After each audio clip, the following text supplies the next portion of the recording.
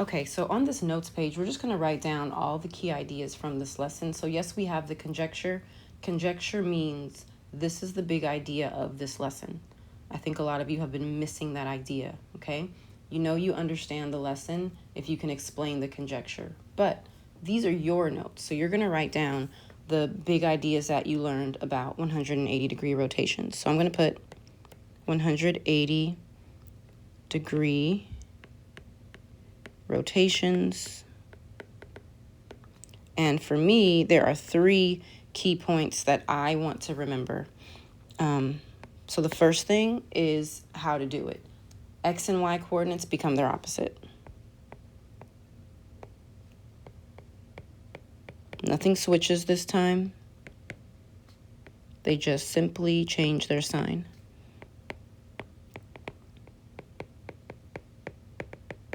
The second thing I want to remember is that the figure moves 2 quadrants. So I know for 90 it moves 1 and 270 it moves 3. So it's important for me to know that. So the figure or the point, whatever it is, the figure moves 2 quadrants. And then the last thing that I think is kind of important to note is that the direction doesn't matter. So for 90 and 270, the direction is super important. You'll get it wrong if you go the right way. But for 180 degrees, it doesn't matter. So direction doesn't matter.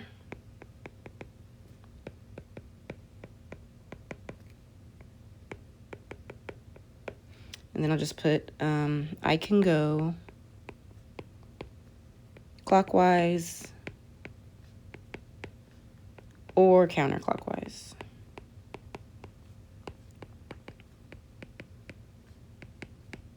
So now I don't have to flip back through a bunch of slides. I can just come to this one while I'm taking my exit ticket just to make sure that I remember these key points and that I don't make any silly mistakes when I'm doing my exit ticket. So the next slide, you're going to show your work, and then you'll be ready to put your answers into your Google form.